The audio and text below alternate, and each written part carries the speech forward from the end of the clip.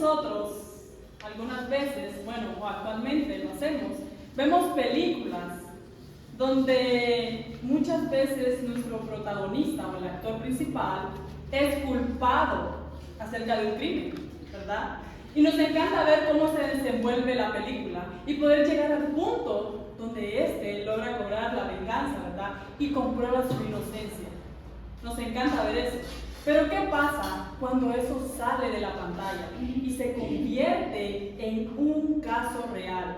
¿Qué pasa cuando este protagonista que está ahí no simplemente está dentro de una pantalla y está actuando, sino se convierte en una persona que está viviendo actualmente eso? ¿Qué pasa con eso? Yo quiero hablarles ahora en esta mañana acerca de la pena de muerte. ¿Deberíamos de abolir la pena de muerte? ¿O cree usted que es el método que se puede utilizar para terminar con la delincuencia? Realmente muchos de nosotros pensamos en esto y tal vez en su propia opinión usted podría pensar, la pena de muerte es la mejor decisión para poder terminar con la delincuencia. Pero yo no quiero estar aquí frente a ustedes y dar mi punto de vista en ningún momento, sino quiero dar las pruebas, quiero dar hechos reales que usted pueda considerar y usted mismo va a crear esa decisión de estar en contra o a favor. Pero ¿podemos nosotros actualmente en nuestro país, podemos confiar en la justicia? ¿Podemos confiar en que nuestras autoridades o las personas que están en el mando van a tomar las decisiones correctas? ¿Creen ustedes esto?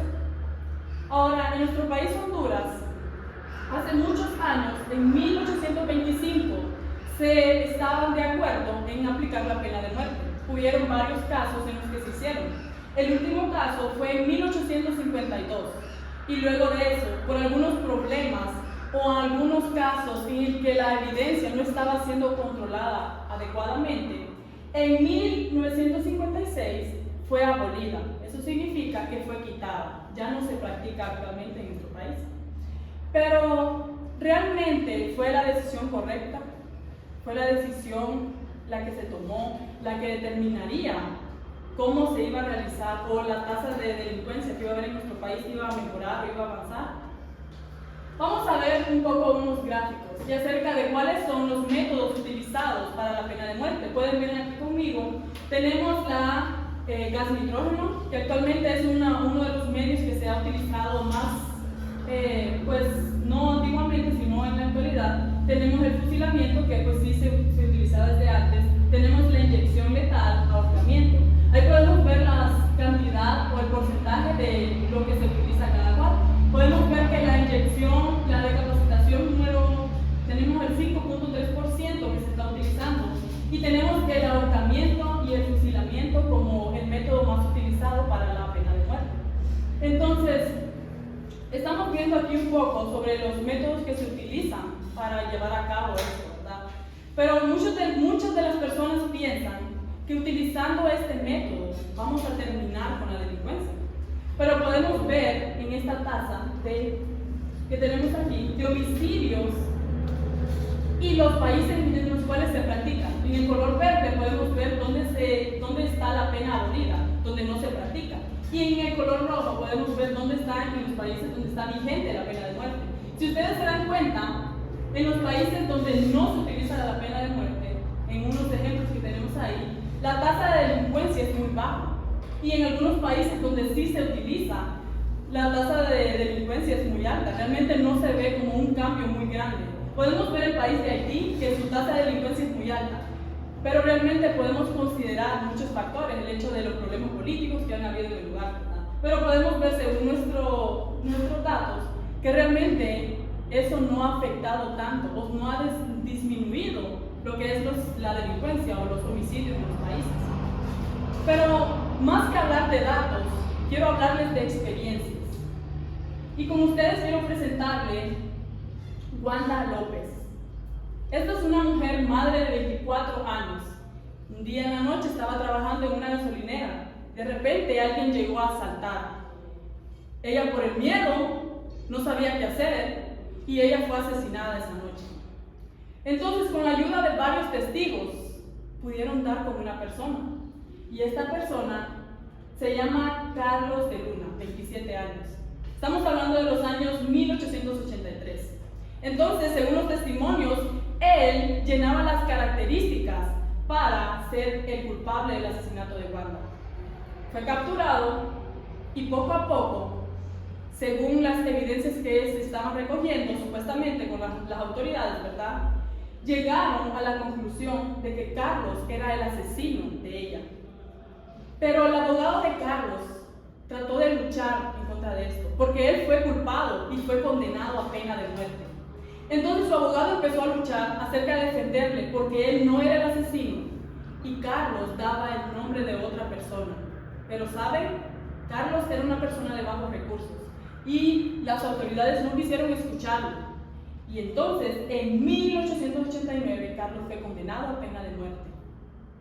Pero ¿saben? Solamente unos cuantos meses después, encontraron a este hombre, Carlos Hernández. Este hombre era el que Carlos mencionaba tanto.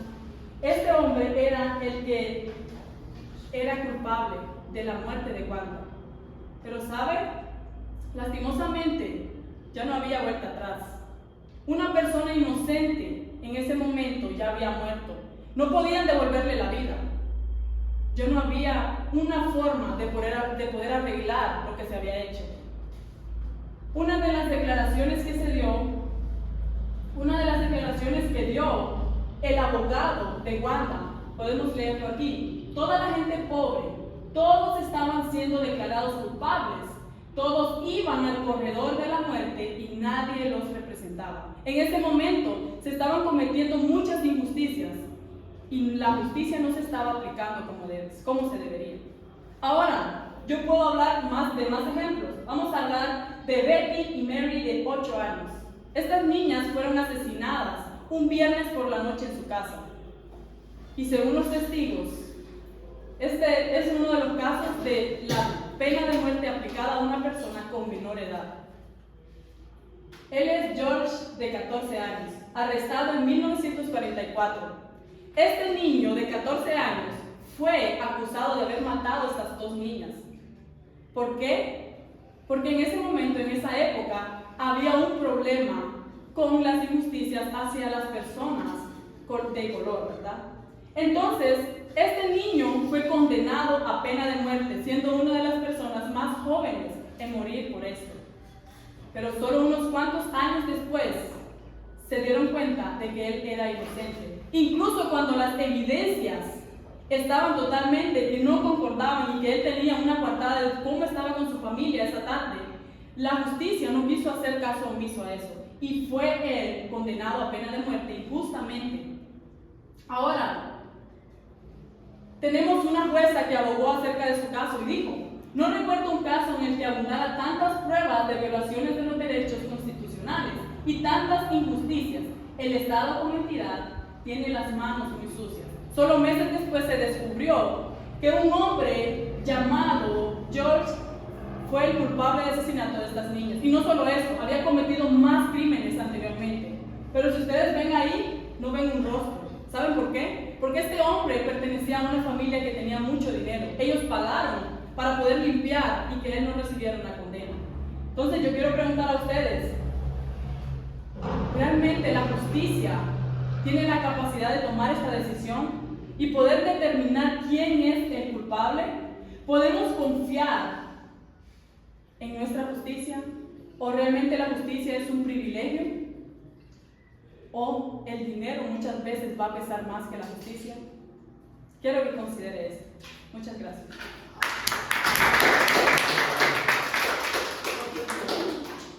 Muy bien, hermana. Su tiempo fue 9:11.